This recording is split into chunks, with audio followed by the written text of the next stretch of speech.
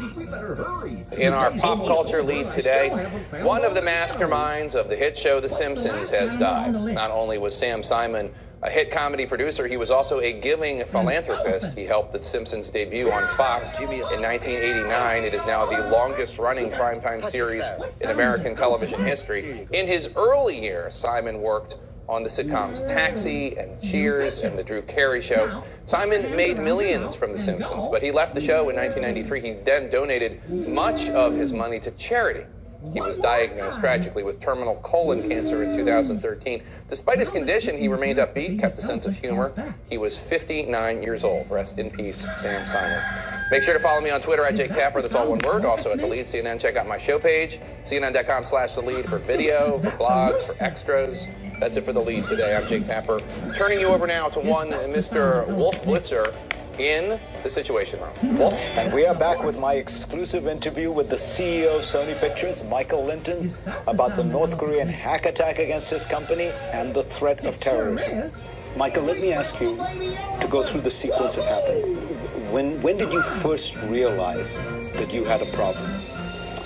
The first time we understood that there was an issue with the North Koreans was back in June of last summer, when they came forward with various emails and statements, and actually I think they were in touch with the White House itself and described In just under a minute, millions of Americans will witness history. For the first time ever, the government will launch a nationwide test of the emergency alert system. It's designed to allow the President of the United States to address the country within 10 minutes from any location at any time. The system was not used on 9/11, which some critics say proves the U.S. is still living with an outdated warning system. So, if you're watching television or you're listening to the radio, you are about to hear it. We're told it will last just 30 seconds.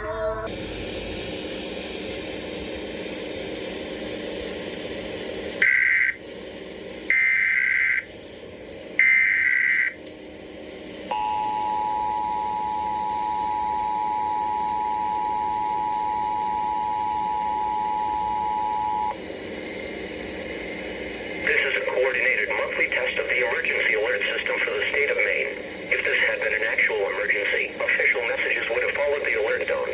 This concludes this test of the emergency alert system.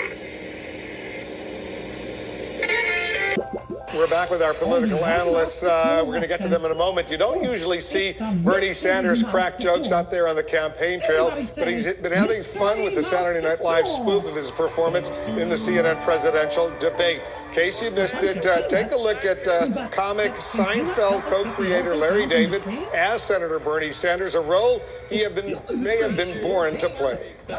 Welcome back to The Lead. Time now for our buried lead. That's what we call stories we think aren't getting enough attention. And in this case, it's an issue that we don't talk about enough, probably. Alzheimer's. Comedian and actor Seth Rogen is best known for playing a lovable stoner in movies like Knocked Up. But this week, Rogen took on a more serious role. He flew all the way to Washington, D.C. to testify on Capitol Hill about how Alzheimer's has hit home.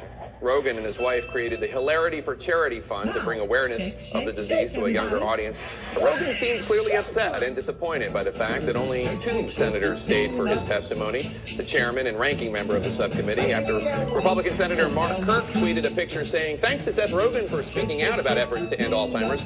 Rogen tweeted back, "Pleasure meeting you. Why did you leave before my speech? Just curious." And Rogen tweeted a photo of the empty senator's seat, saying it was, quote, "very symbolic of how the government views Alzheimer's seems to be a low priority." We're pleased that Seth Rogen could join us live from Culver City, California. Good to see you, Seth. Hope you're doing well.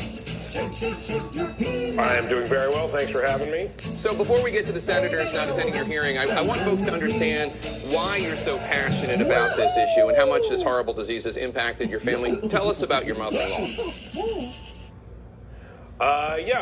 My mother-in-law, I've been with my now wife for almost 10 years. I met her mother when she was in her early 50s, and she was very shortly after that diagnosed with early onset Alzheimer's, and now she's in her 60s. By the time she was 60, actually, she lost her ability to walk, talk, dress herself.